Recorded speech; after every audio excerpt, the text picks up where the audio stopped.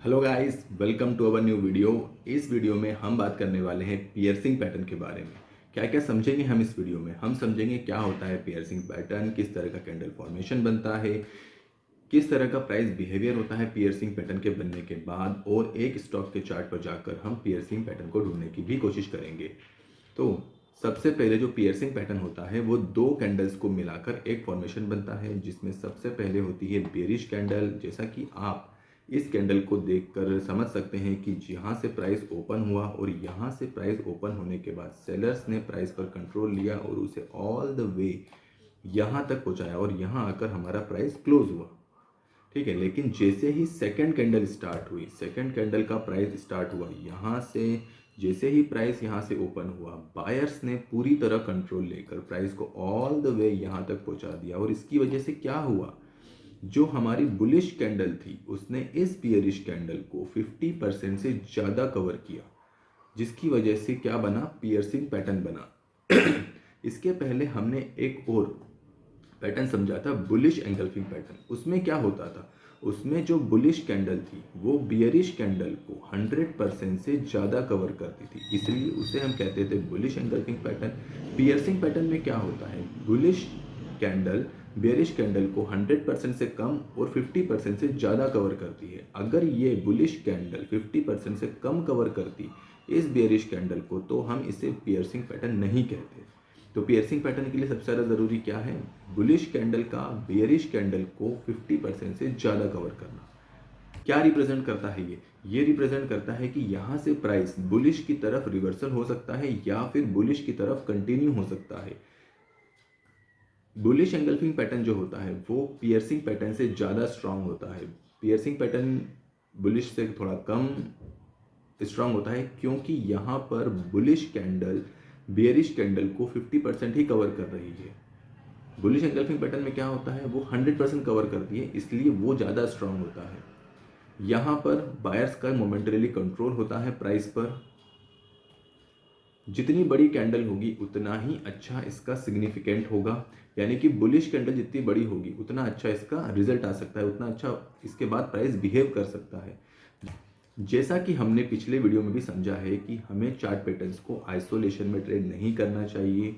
Chart patterns के साथ हमेशा हमें या तो इंडिकेटर्स या फिर हम एक सपोर्ट एंड रेजिस्टेंस का इस्तेमाल कर सकते हैं। बेसिकली हमें चार्ट पैटर्न और इंडिकेटर या सपोर्ट रेजिस्टेंस का इस्तेमाल करके एक सेटअप क्रिएट करना होगा, जिसके थ्रू हम ट्रेड कर पाएँ।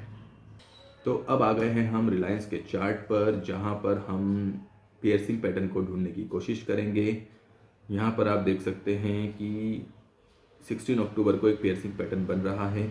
यहाँ पर एक बियरिश कैंडल बनी, बियरिश कैंडल बनने के बाद प्राइस इसके नीचे से स्टार्ट हुआ और ऑल द वे प्राइस को इतना बायर्स ने कंट्रोल किया कि जो पिछली बियरिश कैंडल थी वो 50% से ज़्यादा कवर हुई, इसलिए यहाँ पर पियर्सिंग पैटर्न बना। लेकिन प्राइस यहाँ से बुलिश की तरफ मूव नहीं हुआ, थोड़ा ऊपर जाकर वो वापस नीचे की तरफ आया। ठीक है, और हम समझने की कोशिश करते हैं पियर्सिंग पैटर्न को कहाँ पर बन रहा है।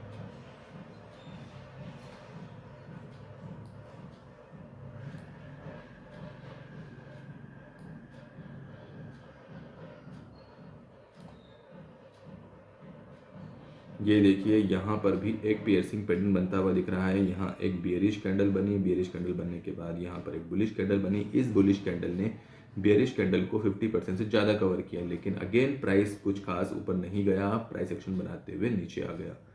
ठीक है, और देखते हैं हम पियर्सिंग पैटर्न को।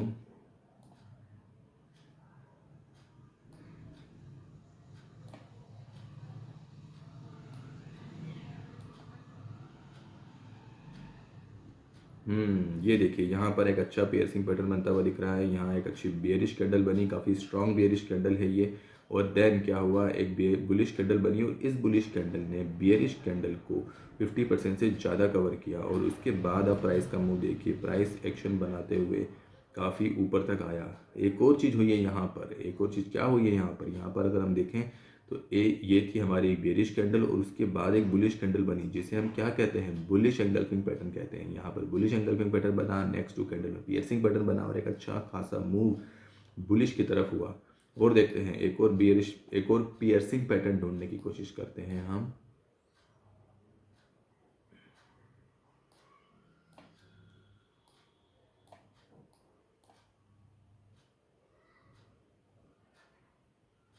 ये देखिए कैंडल्स काफ़ी छोटी हैं लेकिन एक अच्छा पियर्सिंग पैटर्न बन रहा है यहाँ पर।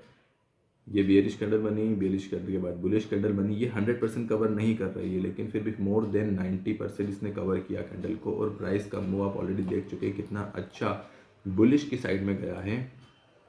तो इस तरह से हम पियर्सिंग पैटर्न को चार्ट पर ढूंढ सकते हैं। अब हमारे पास एक आसान रास्ता भी है इंडिकेटर लगाकर पियर्सिंग पैटर्न को ढूंढने का ट्रेडिंग व्यू में। तो हम यहाँ आएंगे इंडिकेटर सेक्शन में और हम लगाएंगे पियर्सिंग पैटर्न का इंडिकेटर, पियर्सिंग पैटर्न।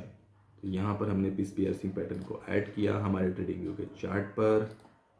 और अब आप आसानी से देख पाएंगे कि हम पियर्सिंग पैटर्न को ढूंढ पा रहे हैं। ये देखिए यहाँ पर ब्लू कलर से इस कैंडल को इंडिकेट कर दिया गया है कि यहाँ इस कैंडल के थ्रू पियर्सिंग पैटर्न कंप्लीट हो चुका है। तो ये थी हमारी बेयरिश कैंडल, ये बुलिश कैंडल ने 50% से ज़्यादा कवर किया।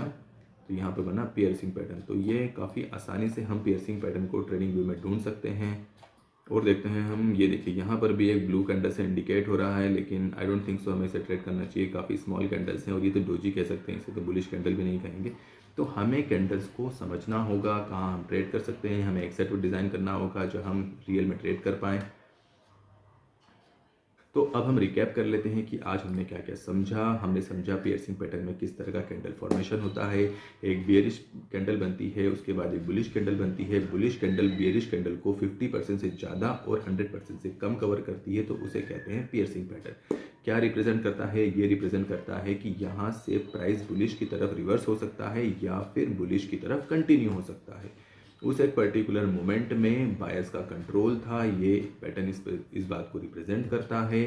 जितनी अच्छी, जितनी बड़ी बुलिश कैंडल बनेगी उतना ही अच्छा इसका सिग्निफिकेंट होगा, प्राइस का बिहेव उतना ही अच्छा हो सकता है। कभी भी चार्ट पैटर्न्स को आइसोलेशन में ट्रेड नहीं करना चाहिए।